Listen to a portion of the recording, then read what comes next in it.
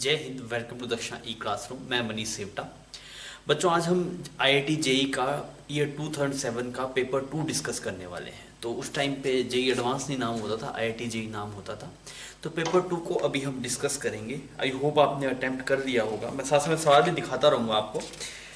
Paper की अगर आप बात है, पेपर ईजी था, मतलब आप इसको इजी कैटेगरी में डाल सकते हैं। इजी कैटेगरी में जब आता है, इसका मतलब ये है कि 80% सवाल आपके पास में आसान थे। मैं बार बार यही बात बोलता हूँ, पेपर टफ हो चाहे आसान हो, हमेशा आसान सवाल जरूर मिलेंगे। और पेपर टफ भी है तब भी आपको मिनिमम 40 to 50% सवाल तो इजी मिलेंगे ही मिलेंगे। उससे कम कभी ऐसा नहीं होता, उससे भी ज़्यादा ऐसा हो गया कि आपके पास में इजी सवाल है ही नहीं, ऐसा कभी नहीं होता है।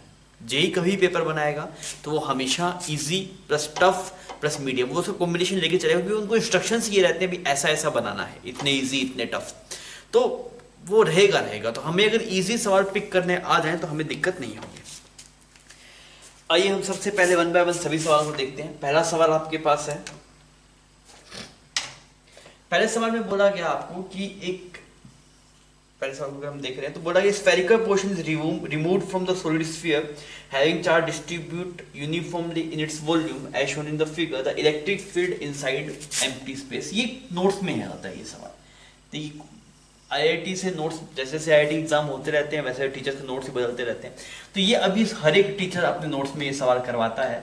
तो कैविटी में अगर ये नोट्स में नहीं होता सवाल तभी अच्छा सवाल है, पर अभी नोट्स में है तो हमें पता है कि कैविटी में ये C1 है, ये C2 है, यहाँ पे कोई पॉइंट है आपके पास में P। तो इसमें जो EFI आता है वो मैंने बताया है, that is E is equal to rho by 3 epsilon naught C1 C2।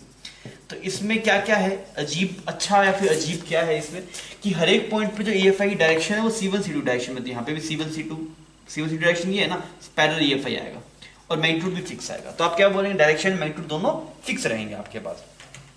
ये ऑप्शन ने बोला जीरो नहीं, नॉन जीरो एंड यूनिफॉर्म, ये बात सही है, नॉन जीरो है पर यूनिफॉर्म है, और बाकी सब ऑप्शन तो फिर सही होंगे नहीं। तो पहला सवाल के अंदर बी ऑप्शन आपके पास में करेक्ट होगा।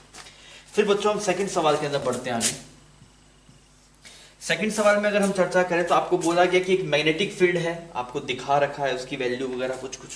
तो बोला गया कि मैग्नेटिक फील्ड दो रीजन में लाई करता है। यहाँ पे आप ये x इज इक्वल टू ए था, ये x is equal to 2a था, और यहाँ पे ऐसे x इज इक्वल टू 3 है, क्लियर।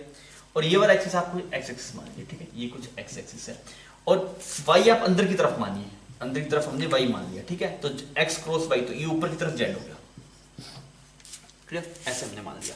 अब इसने बोला कि a से लेकर 2a के बीच में तो b j कैप में है, तो x क्रॉस y j होता है, तो हमने j अंदर की तरफ माना है, तो इसकी मतलब वो यहाँ पे तो मैग्नेटिक फील्ड अंदर की तरफ है b नॉट, और यहाँ पे अगर आप देख रहे हैं तो बाहर की तरफ है b नॉट। और एक इलेक्ट्रॉन ऐसे आता है, एक चार्ज पार्टिकल कुछ ऐसे आता है,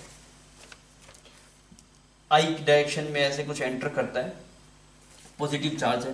तो चार्ज देखना जरूरी है पॉजिटिव है कि नेगेटिव है, बिकॉज अगर नेगेटिव चार्ज होता है तो जो थंब से डायरेक्शन आती है उसका उल्टा होता है। तो कैसे जाएगा देखिए, ये कुछ ऐसा है आपके पास में, तो यहाँ पे कुछ ऊपर की तरफ सेंटर आएगा, तो ऐसे मुड़ेगा, कुछ ऐसे मुड़ेगा, इतना सही है। फोर्स से ऊपर की तरफ आएगा, ऐसे मुड़ेगा। जैसे ही यहाँ पे एंटर होगा फोर्स, देखिए कुछ ऐसा हो गया, तो यहाँ पे ऐसे, फिर ऐसे घूमेगा, ऐसे। अभी जो सेंटर बनेगा आपके पास में वो कुछ यहाँ पे बनेगा, तो ऐसे घूमेगा, ठीक है। तो ऐसा ट्रेजेक्ट्री आएगा। तो ऐसा ट्रेजेक्ट्री किस में आ रहा है आपके पास में, ए ऑप्शन में दिखाई दे रहा है, बिकॉज पॉजिटिव जेड की तरफ जा रहा है, देखिए पॉजिटिव जेड की तरफ मुड़ा है, तो ए ऑप्शन में ये आ रहा है। बी में भी है, बस उसमें डायरेक्शन उल्टी है, पर आप पॉजिटिव जेड में रहे, इस वजह से हम बोलेंगे ए ऑप्शन इज करेक्ट। फिर हम थर्ड प्रॉब्लम की बात करते हैं। आपको बोला गया कि स्मॉल ऑब्जेक्ट है, यूनिफॉर्म डेंसिटी है, rolls up a curve surface with a curve surface. Third सवाल हम यहाँ पे देख लेते हैं, विद इनिशियल वेलोसिटी v, ये मैक्सिमम हाइट यहाँ पे जाता है, तो ऑब्जेक्ट क्या है।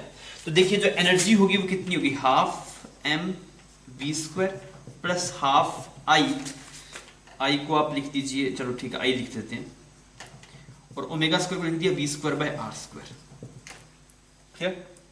और ये किसके बराबर आता है, m g h कितना हो गया 3v square by 4g। Energy conservation हो रहा है, मैक्सिमम हाइट पे पहुंच जाएगा, सारी एनर्जी पोटेंशियल एनर्जी में रहेगी। तो initial translational rotational is equal to mgh। इसने अब इसको कुछ मार काट करके देखते हैं, v स्क्वायर ने v स्क्वायर को उड़ा दिया, बहुत बढ़िया। ये हाफ हाफ और यहाँ पे फिर इसकी जगह कुछ 2 बन गया। तो यहाँ पे क्या बना बच्चों, यहाँ पे बना आपके पास में, इसको इसको इधर लेके चले जाते हैं, ये v स्क्वायर इससे साफ हो गया ना,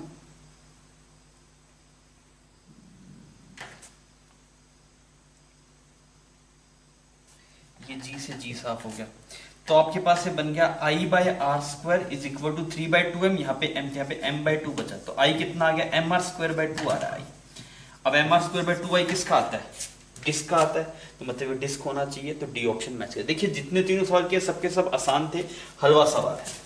फिर हम क्वेश्चन नंबर 4 में चलते हैं। 4 में क्या बोल रहा है, the electron with D Broglie wavelength lambda falls on the target in X-ray tube. The cutoff wavelength emitted in X-ray कितनी होगी, तो डी ब्रोगली वेवलेंथ गिवन है, डी ब्रोगली वेवलेंथ किसके बराबर होता है, h डिवाइड बाय mv, तो यहां से आपके पास में mv आ गया, mv किसके बराबर आ गया, h बाय लैम्डा। क्लियर। अब इतने मोमेंटम का फोटोन इस पे आके ऐसे स्ट्राइक करेगा, ऐसे टारगेट पे आएगा, स्ट्राइक करेगा, और इससे पूछा कट ऑफ वेवलेंथ क्या होगी, तो ये इससे जो एनर्जी मिल सकती है काइनेटिक एनर्जी, वो p स्क्वायर बाय 2m है, p स्क्वायर बाय 2, p क्या है, लीनियर मोमेंटम, तो यहाँ पे लीनियर मोमेंटम। देखिए अगर डी ब्रोगली वेवलेंथ गिवन है तो वहां से एनर्जी कभी भी एस सी बाय लैम्डा नहीं लिखना, ये बात ध्यान रखेंगे, E is not equal to S C by lambda अगर डी ब्रोगली वेवलेंथ गिवन है, नहीं, क्योंकि ये फोटोन के लिए वैलिड है, यहाँ पे फोटोन या पार्टिकल है, तो पहले आप उससे मोमेंटम निकालते हैं, फिर कैटेगरी ऐसे लिखी जाती है, तो p स्क्वायर क्या लिखेंगे, h square lambda square divide by 2m, ये काइनेटिक एनर्जी आ गई। ठीक है, अब जब ये एनर्जी इससे हिट, जैसे ही इलेक्ट्रॉन से हिट करेगा तो उतनी एनर्जी का फोटोन निकाल देगा, तो आप इसको S C by lambda dash के बराबर कर दीजिए, या फिर लैम्डा कट ऑफ कर दीजिए, लैम्डा डैश कर दीजिए इसको, इस एच ने इसको मार दिया। क्लियर, तो यहां से अगर आप निकालेंगे, सोल्व करते हैं, यहाँ पे हम लैम्डा डैश अगर हम निकालेंगे बच्चों कितना है, लैम्डा डैश इधर निकालना है, तो ये बन गया lambda square 2m c divide by h, ऐसा कुछ आ रहा है क्या, लैम्डा स्क्वायर 2mc h, ये तो भिड़ते पहले वाले से मैच कर गया, ए ऑप्शन से मैच कर जा रहा है। ठीक, इसमें अच्छी बात क्या है, एनर्जी आपको एस सी बाय लैम्डा नहीं लिखनी है, अगर किसी की डी ब्रोगली वेवलेंथ गिवन है मतलब पार्टिकल है, और पार्टिकल की energy half M V square होती है, S C by lambda photon की एनर्जी होती है। क्लियर बच्चों, तो ये हमने अभी तक यहाँ पे 4 सवाल देख लिए। नेक्स्ट हम बढ़ते हैं प्रॉब्लम नंबर 5 के ऊपर।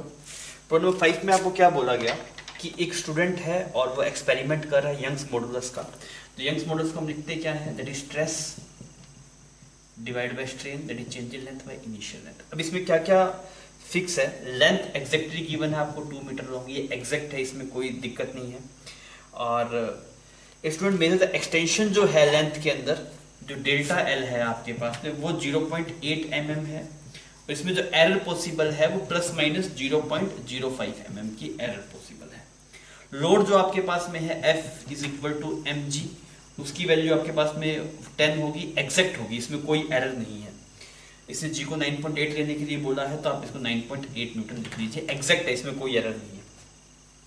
जो डायामीटर है वो जो इसको डायामीटर मिलता है, क्योंकि डिवाइड बाय एरिया करना पड़ेगा ना, तो डायामीटर जो इसे मिला है दैट इज 0.4 mm, और इसमें भी एरर है आपके पास, दैट इज प्लस माइनस 0.1। तो यंग्स मॉडुलस कितना मिलेगा वो उसने पूछा है, तो यंग्स मॉडुलस को आप लिख दीजिए, ये mg बाय l, और यहाँ पे लिख दीजिए pi D square by 4, pi D square by 4, और यहाँ पे डेल्टा l। अब आप यहाँ पे ln ले लीजिए, तो यहाँ पे तो बन गया ln y, जो वेरिएबल नहीं है वो सब चीजें देख लीजिए, ये 4 mg और l, ये इतना वेरिएबल नहीं है, ये पाई भी इसके अंदर कॉन्स्टेंट में ही आ गया आपके पास में, तो एक तो बन गया ln कॉन्स्टेंट, प्लस ये सारी टर्म को हमने कॉन्स्टेंट बोल दिया, इसको जो वेरिएबल है उसको क्या लिखेंगे 2 ln d, ठीक है, और plus ln delta l, minus minus आएगा पर मुझे पता है कि लास्ट में इसको प्लस किया जा सकता है, बिकॉज हमें l को मैक्सिमाइज करना है। तो यहाँ पे अगर आप देखेंगे हमें यंग्स मॉडुलस में निकालना है, delta y by y is equal to, ये तो 0 बन जाएगा, डिफरेंशिएट करने से ये बन गया plus delta l divide by l। अब वैल्यू पुट करनी है सिर्फ, ये तो हमें निकालना है इनिशियल यंग्स मॉडुलस, पहले आप निकाल लीजिए कितना है, वो निकाल लीजिए, पहले निकाल पाएंगे, ये किस निकाल पाएंगे ना, यहाँ से ये निकाल, सब डाटा गिवन है, आप एक्जैक्ट इसकी वैल्यूज पुट करके निकाल लीजिए भाई। फिर डेल्टा वाई बाय वाई हमें निकाल, मतलब यहाँ से ये मिलेगा, तो डेल्टा वाई हमें चाहिए, तो डेल्टा डी बाई डी पता है क्या, डेल्टा डी कितना 0.01 डिवाइड बाई डी कर दीजिए ये, तो यहाँ पे ये वाला डेल्टा डी है, ये वाला डी है, डिवाइड मार दीजिए, डेल्टा एल ये वाला है भाई, ये सोल्व कर लीजिए, सोल्व करेंगे तो आपके पास में इसमें सेकंड ऑप्शन आपका मैच कर जाएगा। क्लियर हो जाएगा। तो बेसिक है एरर का, एरर के सवाल आ जाते हैं, थोड़ा ढंग से पढ़ के जाना चाहिए। फिर हम नेक्स्ट प्रॉब्लम में चलते हैं, प्रॉब्लम नंबर 6। प्रॉब्लम 6 में बोल रहा है कि आपके पास में the positive and negative charges of magnitude of equal magnitude kept at Z coordinate पे रखा हुआ है। तो इसको यहाँ पे जेड एक्सिस मान लेते हैं ना, ऐसे मान लेते हैं, कोई बात नहीं, इसको जेड एक्सिस मान लिया यहाँ पे। तो यहाँ पे हो गया आपके पास में a/2 डिस्टेंस पे, यहाँ पे होगा -a/2 डिस्टेंस पे, ठीक है। ये आपके पास में x एक्सिस है, ये वाला ऐसे y एक्सिस है, और ये वाला ऐसे कुछ z एक्सिस है। तो ये a/2 दूरी पे चार्जेस थे, तो एक पे प्लस q रख दो आप, एक पे प्लस q और एक पे यहाँ पे -q, ठीक है। और इसकी जो डिस्टेंस है यहाँ से a/2 है, ये वाली डिस्टेंस भी a/2 है। अब सवाल में क्या बोल रहे थे, work done by the electric field when another positive charge is taken from -a, मतलब -a वाला कहाँ पे होगा, यहाँ पे होगा, और उसको यहाँ पे लेके आ रहे हैं। तो आप देखिए यहाँ पे जो दूरी है वो भी इतनी है, और यहाँ पे होगा तब भी दूरी उतनी है। तो इनिशियल जो सेपरेशन है, जो आप नया जो चार्ज लेके आ रहे हैं q, उसका इन दोनों जो इनिशियल सेपरेशन है वही फाइनल सेपरेशन है। तो डेल्टा यू कुछ आएगा नहीं, u initial is equal to u final हो जाएगा। यहाँ पे मैं ये नहीं बोल रहा u इनिशियल u फाइनल की वैल्यू कितनी, वो भी वैसे जीरो ही आएगी, क्योंकि आप इसकी कॉरस्पॉन्डिंग देखेंगे तो इसकी कॉरस्पॉन्डिंग नेगेटिव से कॉरस्पॉन्डिंग पॉजिटिव, तो वो भी जीरो ही आएगी। तो इनिशियल एनर्जी भी जीरो, फाइनल भी जीरो, सब जीरो ही जीरो, आपके पास में सी ऑप्शन मैच कर जाएगा। फिर हम बात करते हैं बच्चों सेवंथ प्रॉब्लम की। सेवंथ प्रॉब्लम में चलते हैं। इसमें बोला गया in the experiment to determine speed of the sound using resonance tube. तो जब आप रेजोनेंस ट्यूब वाला एक्सपेरिमेंट करते हैं तो ऐसे करते हैं एक्सपेरिमेंट, ठीक है। अब इसमें ट्यूनिंग फोर्क ऐसे रखते हैं आप, ट्यूनिंग फोर्क ऐसे ऑसिलेट करता है, ऐसे ऐसे ऐसे ऑसिलेट करता है ऐसे, क्योंकि डिस्टर्बेंस इसके अंदर भेजना है ना। तो ट्यूनिंग फोर्क को जो चिमटा है उसको ऐसे ऐसे रखेंगे ताकि वो ऐसे ऐसे फैलेगा, ऐसे, समझ में आ रहा है। तो हम इसे कैसे रखेंगे, वर्टिकल में। ये पूछा है इससे, the prong of tuning fork are kept in vertical plane, सही बात है। सेकंड बोला हॉरिजॉन्टल प्लेन, हॉरिजॉन्टल प्लेन नहीं रखेंगे यार, वो ऐसे फैलेगा, ऐसे फैलेगा, तो ऐसे डिस्टर्बेंस देगा, बाहर नहीं चाहिए, इसके अंदर जानी चाहिए डिस्टर्बेंस। तो बी ऑप्शन सही नहीं। इसने बोला कि in one of the resonance observe the length of the column is close to wavelength of the sound in air. नहीं यार, जब ये इसमें मिलता है तो λ/4 मिलता है, सबसे पहले λ/4 मिलता है, फिर 3 λ/4 मिलता है, तो कोई भी लैम्डा के पास में नहीं है, तो एक ए ऑप्शन आपके पास में मैच कर गया, ठीक है। अब आइए नेक्स्ट पे चलते हैं, प्रो नंबर 8। प्रो नंबर 8 में क्या बोला गया, पानी है, पानी के अंदर कुछ एक इमेजिनरी सरफेस रखा हुआ है पानी मान लिया, cylindrical. Water is filled up to height h in a beaker of radius r shown in the figure. The density, surface tension सब given है, pressure given है, एक vertical cross section है आपके पास में। तो vertical cross section कुछ ऐसा रखा हुआ, देखिए ऐसे ऐसे ऐसे रखा हुआ vertical cross section। तो इसका नाम A है, इसका नाम B है, इसका नाम C है, इसका नाम D है। तो ये वाली हेड कितनी आ गई आपके पास में, H आ गई। तो अगर आप लिक्विड के एक साइड से फोर्स देखेंगे तो कितना फोर्स आएगा, सेंटर पे कितना आएगा, it is P0 plus rho G H/2 center पे, पानी की वजह से दो फोर्स, एक सरफेस टेंशन का फोर्स और एक ये वाला। तो अगर आप इसका एफबीडी बनाएंगे तो एक फोर्स इस तरफ रहेगा, हम इस वाले लिक्विड की वजह से देख रहे हैं, एक साइड वाले लिक्विड की वजह से देखने के लिए बोला। तो ये आ जाएगा मल्टीप्लाई, इसका एरिया कितना होगा 2RH, और सरफेस टेंशन का जो फोर्स होगा वो अपनी तरफ ही खींच रहा होगा, तो सरफेस टेंशन सरफेस पे रहेगा, तो माइनस आपने लिखा T मल्टीप्लाई 2R, ये आ जाएगा। इसको आप सोल्व कर लीजिए, कौन सा ऑप्शन मैच करेगा। This is become 2P0 RH plus row GH²। तो आपके पास में बी ऑप्शन मैच कर रहा है ना यहाँ पे, तो बी ऑप्शन आपके पास मैच कर जाएगा, कोई दिक्कत नहीं, ठीक है। अभी हम नाइन्थ प्रॉब्लम में चलते हैं।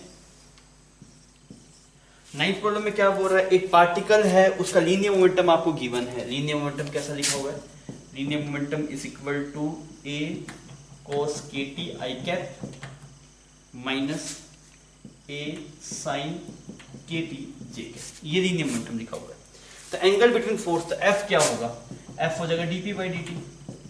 आप इस F की वैल्यू निकाल लो, वो साइन कोस में कुछ आएगी आपके पास में, फिर आप उसको डॉट प्रोडक्ट करिए, तो F डॉट P अगर आप करेंगे तो जीरो बन जाएगा, F डॉट P अगर आप करेंगे तो वो जीरो बन जाएगा। क्यों, इसको करके देख लीजिए, इसका डिफरेंशिएशन करेंगे तो क्या बनेगा, A कोस का बन जाएगा साइन KT, और एक माइनस यहाँ पे आ जाएगा क्योंकि कोस का किया है, फिर साइन का करेंगे तो माइनस A कोस KT, और यहाँ पे K और ऐसे J का, इन दोनों डॉट प्रोडक्ट करिए आप, तो यहाँ पे ये माइनस माइनस की माइनस बनेगा, ये प्लस बनेगा, दोनों आपस में कैंसल हो जाएंगे, तो मतलब दोनों डॉट प्रोडक्ट जीरो है, इसका मतलब दोनों में एंगल कितना है 90 डिग्री, तो D आपके पास में सही हो जाएगा, क्लियर। अब आइए नेक्स्ट आगे बढ़ते हैं, वो आपके पास में एसोसिएशन रीजन वाले सवाल है, उन पे चलते हैं।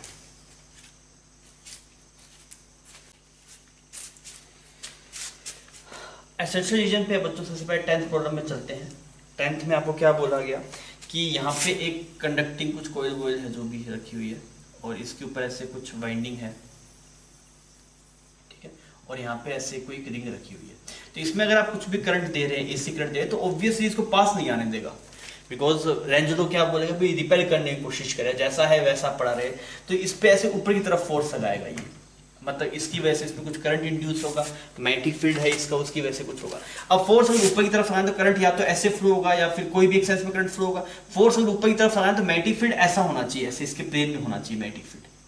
भाई अगर ऊपर की तरफ फोर्स लगाना है तो मैग्नेटिक फील्ड कैसा होना चाहिए, मैग्नेटिक फील्ड या इसके प्लेन में होना चाहिए, ये जो ये प्लेन है ना, ये वाला प्लेन, ये ऐसे जो हॉरिजॉन्टल प्लेन बन रहा है इसके अंदर। तो यही उसने पहले में भी यही बोला कि वो उसको इक्विलिब्रियम पे रख सकता है, हाँ रख सकता है। उसके लिए जो फोर्स होगा उसमें जो मैग्नेटिक फील्ड है वो हॉरिजॉन्टल होगा, हाँ मैग्नेटिक फील्ड हॉरिजॉन्टल होगा। दोनों बातें इसमें सही है, रेंज से इस बात को आप इंटरप्रेट कर भी सकते थे। फिर हम नेक्स्ट में चलते हैं, आपके पास प्रॉब्लम नंबर 11।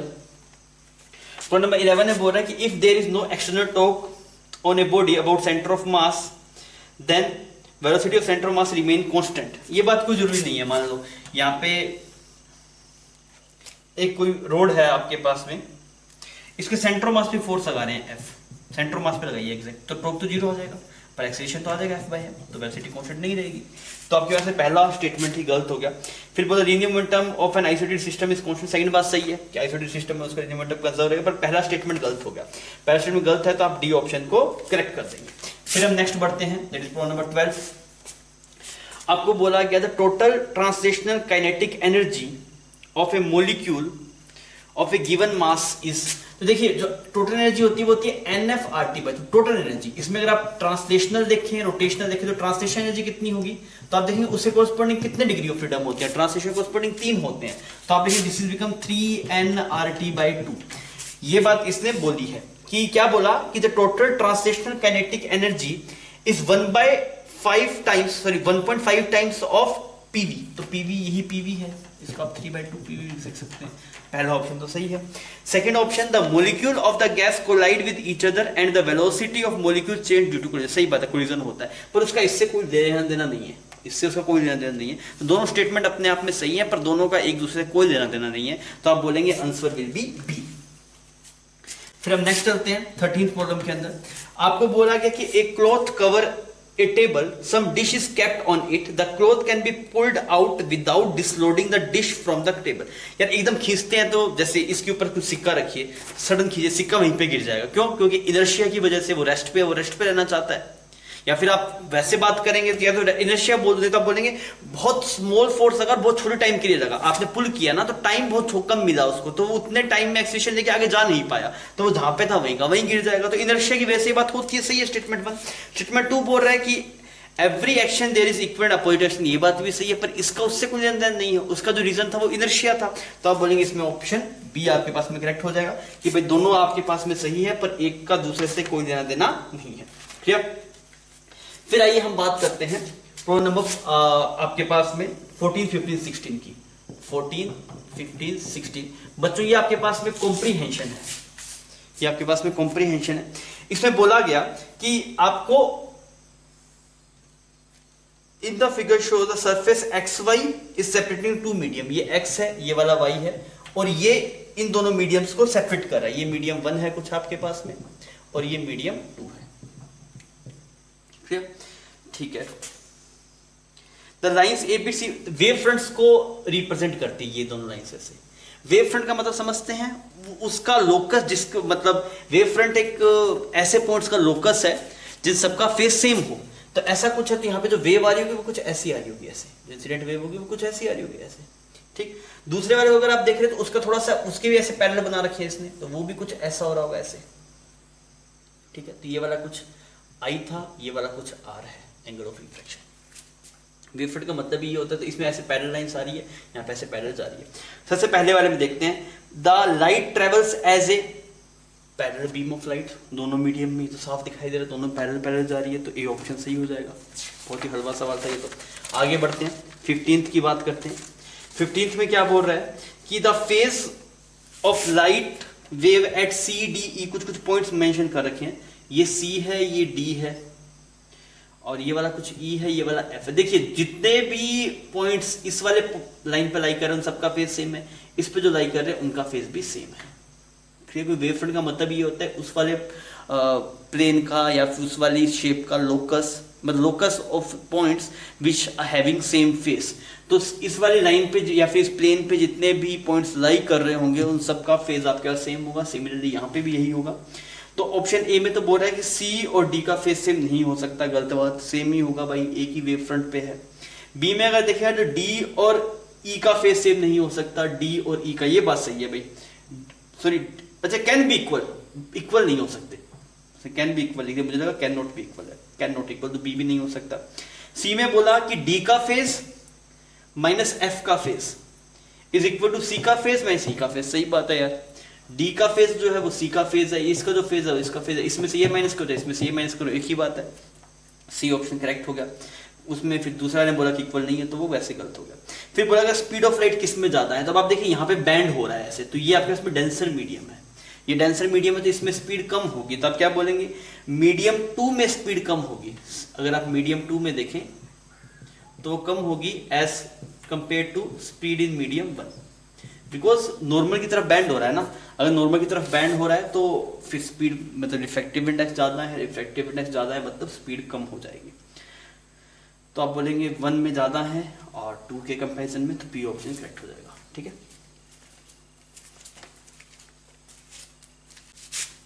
एक और पैराग्राफ है आपके पास, दैट इज क्वेश्चन नंबर 17, 18 और 19 से रिलेटेड। आपको बोला गया कि car A and B are moving with speed 20 and 30 metre पर second respectively in same direction और सेम ट्रैक। तो ये वाली कार कुछ B है और ये वाली कार कुछ आपके पास में A है। ठीक है, ये जो B है वो आगे जा रहा है किस स्पीड से 30 मीटर पर सेकेंड से, और जो A आगे जा रहा है वो 20 मीटर पर सेकेंड से। इंजन दोनों के फ्रंट में है। ठीक है, the engine of train A blows a long whistle, यहां से हॉर्न बजता है, ये कुछ लॉन्ग विसल बजाता है। Assume that the sound of whistle is composed of the components varying in the frequency 800 से 1120। तो जो रेंज है फ्रीक्वेंसी की वो कहां से है, 800 हर्ट्ज से लेके और 1120 हर्ट्ज, इतनी मतलब इसकी वेवलेंथ की रेंज में वो हॉर्न बजाता है। इसका जो गैप आ गया वो आपके पास में 320 हर्ट्ज है, वो गिवन है। वेलोसिटी ऑफ साउंड जो है वो सवाल में बोला गया है कि 340 लेना है, 340 मीटर पर सेकेंड। ये ऑप्शन में देखते हैं, इसने बोला गया the speed of sound of the whistle, sound की स्पीड, विसल मतलब जो क्या बोला था, speed of sound of the whistle, जो विसल सुनाई दे रही है उसकी जो साउंड है उसकी स्पीड कितनी ऑब्जर्व होगी। तो देखो इसके रिस्पेक्ट में तो मतलब यहाँ पे साउंड जो चल रही है एक्चुअल में किसे चल रही है, 340 मीटर पर सेकंड चल रही है। तो इसके फ्रेम में अगर आप देखेंगे, इसके फ्रेम बैठेंगे तो इसके फ्रेम में बैठना पड़ेगा, 30 उल्टा के जोड़ना पड़ेगा, तो इसके फ्रेम में जो दिखाई देगा वो दिखाई देगा 310 मीटर पर सेकंड, रेटिव भी दिखाया हमने। और इसके फ्रेम में अगर आप देखेंगे, इसके फ्रेम में अगर हम देखेंगे तो कितना हो जाएगा आपके पास में, this is become passenger in B की फॉर्म में तो कर दिया ना हमने, पैसेंजर बी की फॉर्म में 310, ए की फॉर्म में, तो ए वालों को जो साउंड है वो इधर आती हुई दिखाई देगी, ए वालों को साउंड ऐसे इधर आती हुई दिखाई देगी ना। तो इसकी वेलोसिटी कितनी है 20, साउंड की है 340, तो इसके रिस्पेक्ट में 360 हो जाएगी। तो आप क्या बोलेंगे, ए वाले पैसेंजर के रिस्पेक्ट में 360 मीटर पर सेकंड दिखाई देगी और बी वाले पैसेंजर के रिस्पेक्ट में 310, कुछ नहीं किया, रेटिव वेलोसिटी लगाया। इस वाले बी को साउंड इधर आती हुई दिखाई दे रही है, ए को साउंड इधर आती हुई दिखाई दे रही है, साउंड की स्पीड तो 340 है। इसके रिस्पेक्ट में अगर आप देखेंगे तो उल्टा करके 20 इसमें जोड़ दिया 360 बन गया, इसमें 30 उल्टा करके जोड़ा तो 310 बन गया। ठीक है, तो 17 तो खत्म हुआ सवाल। फिर हम चलते प्रॉब्लम नंबर 18 में। उसने बोला था distribution of sound of the intensity, sound intensity of the whistle as observed by the passenger in train A, train A वाले पैसेंजर को कैसी फ्रीक्वेंसी सुनाई देगी उसने पूछा। तो एफ एपरेट क्या होगा इसके रिस्पेक्ट में। ठीक है, तो अब देखिए ये ऑब्जर्वर जो है वो इसमें बैठा है तो उसकी स्पीड कितनी है 20 मीटर पर सेकंड, ये ऑब्जर्वर हो गया, और जो सोर्स है वो भी इधर ही जा रहा है 20 मीटर पर सेकंड, वो भी इसी पे लगा हुआ है। तो ऑब्जर्वर और सोर्स दोनों सेम स्पीड से जा रहे हैं, तो एफ एपरेंट आपके पास में एफ नॉट के बराबर ही होगा, क्योंकि दोनों में रेडियस सेपरेशन 0 है। भाई इस वाले पैसेंजर ने सुन रहे हैं ना, इससे सुनना तब वैल्यू बदलती, पर इसी ने सुनना था तो कुछ फर्क ही नहीं पड़ेगा। जैसे फ्रीक्वेंसी ग्राफ ऊपर था वैसा सेम नीचे बनना चाहिए, तो सवाल में जैसा फ्रीक्वेंसी ग्राफ डिट्टो बन जाएगा, तो ये ऑप्शन आपके पास करेक्ट हो जाएगा। फिर हम 90s प्रॉब्लम की बात करते हैं। इससे बोला गया कि उसको कितनी रेंज की फ्रीक्वेंसी सुनाई देगी, the spread of frequency as observed by the passenger in train.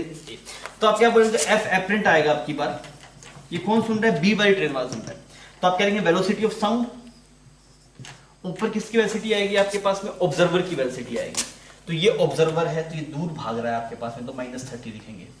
यहाँ पे 340, ये पास आ रहा है तो भी आप, क्योंकि ये सोर्स है, फिर सोर्स पास आ रहा है तो यहाँ पे भी आप -20 लिखेंगे, ठीक है।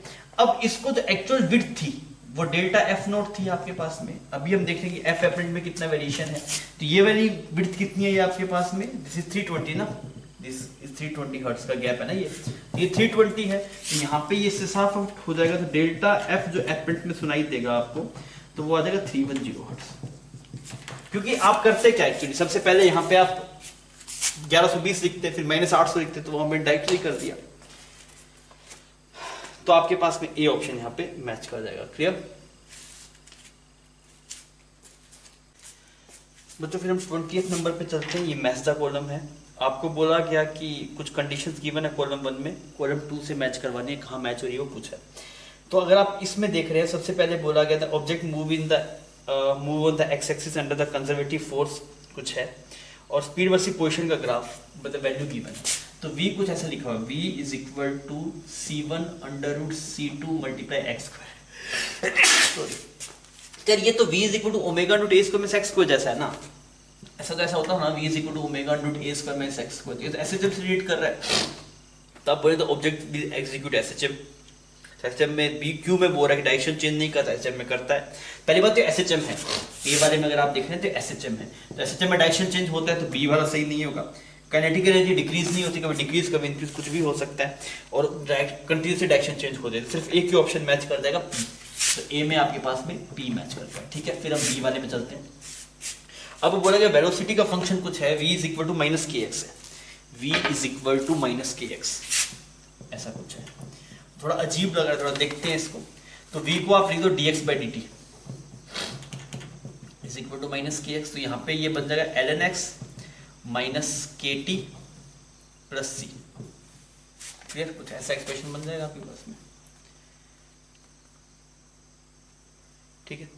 अब इसको थोड़ा सा और कर लेते हैं, इसको यहाँ पे अभी कॉन्स्टेंट नहीं लगाते एक बार, तो x ऐसा बन जाएगा, x इज इक्वल टू,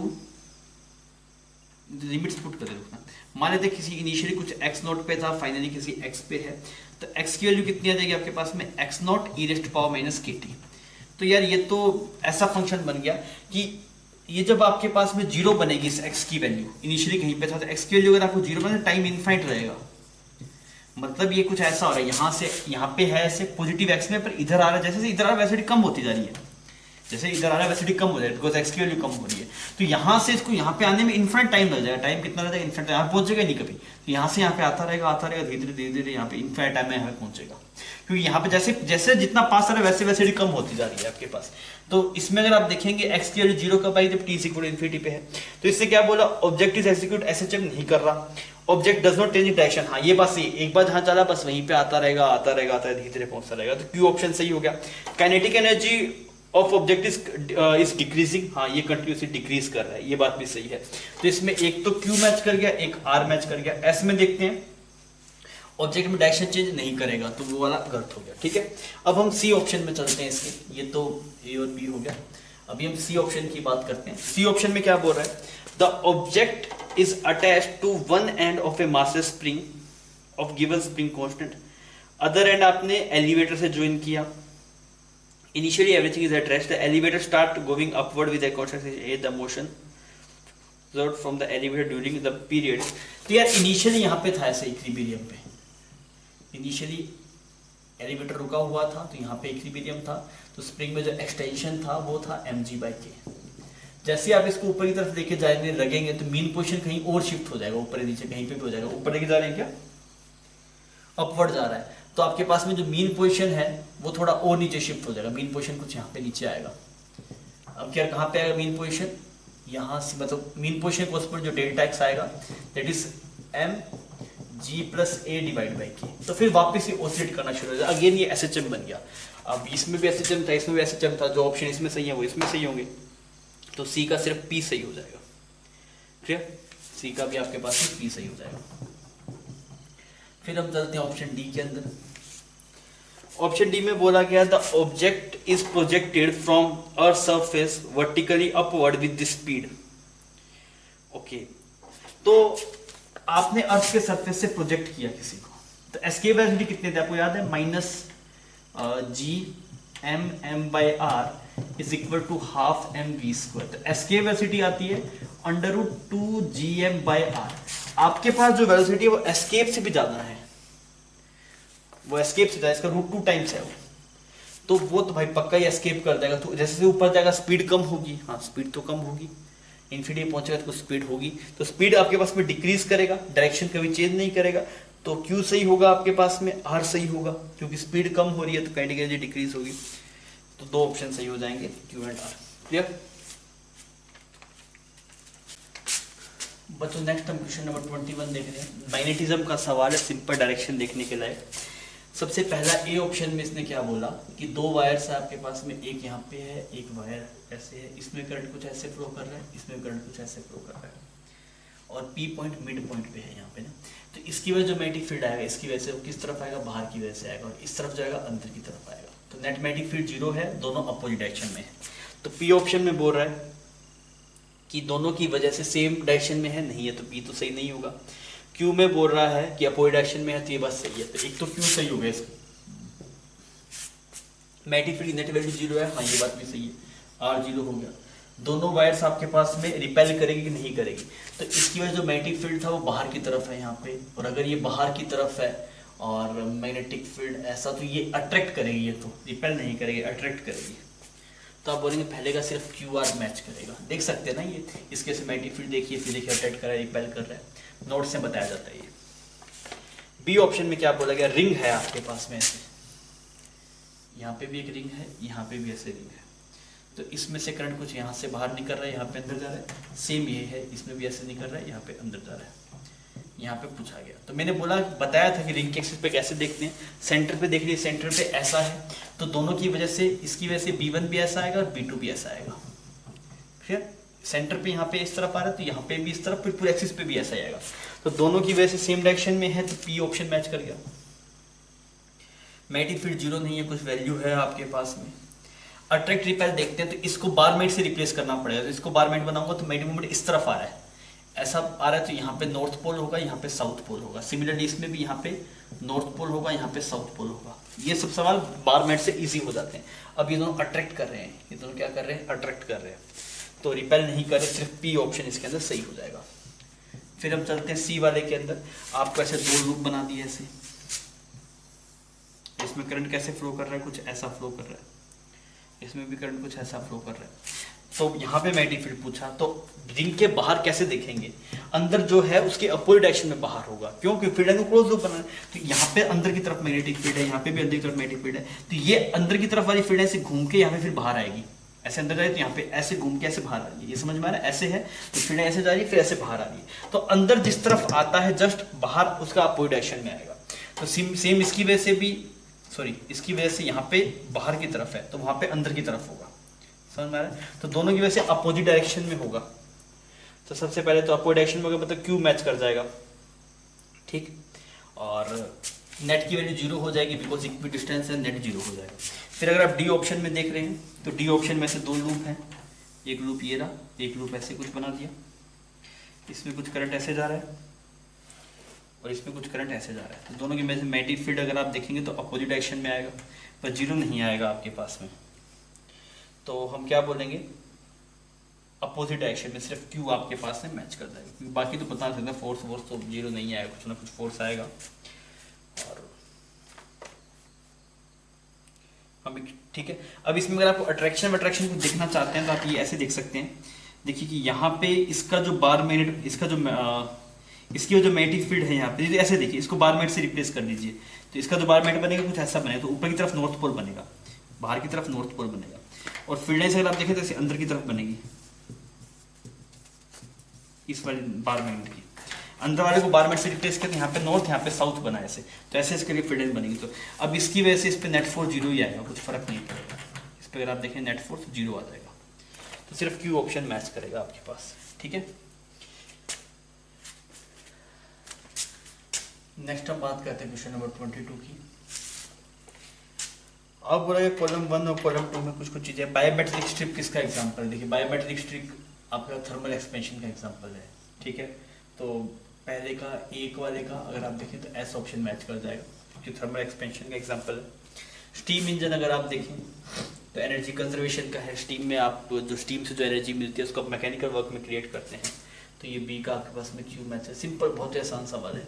सी में अगर आप देखें तो जो लैंप है, तो वो लैंप आपके पास में रेडिएशन पे बेस होता है, रेडिएशन से उसमें लाइट निकलती है, तभी हमें आसपास चीज़ें दिखाई देती है, तो रेडिएशन से मैच कर जाएगा ये, तो आपके पास में पी ऑप्शन मैच कर गया। डी में देखें इलेक्ट्रिक फ्यूज, तो इलेक्ट्रिक फ्यूज में क्या होता है, अगर आप उसे हीट करते हैं तो हीट करने से वो फिर मेल्ट हो जाता है, तो आपके पास में इसमें आर मैच कर जाएगा। तो बहुत सिंपल सा था ये, तो हो जाना चाहिए था, ठीक है बच्चों। इसी के साथ में हमारा ये पेपर खत्म होता है। पेपर ये आसान था, मतलब आपको बाकी ईयर्स में देखकर 2008 का हमने सोल्व किया था आपने, तो ये आसान था पेपर। जेईई एडवांस की कैटेगरी में अगर आप देखें तो आसान पेपरों में शामिल है। आई होप आपको बातें समझ में आ गई होगी, आपने देख लिया होगा, कोई डाउट्स वाउट्स भी क्लियर हो गए होंगे, ठीक है बच्चों। Thank you for watching.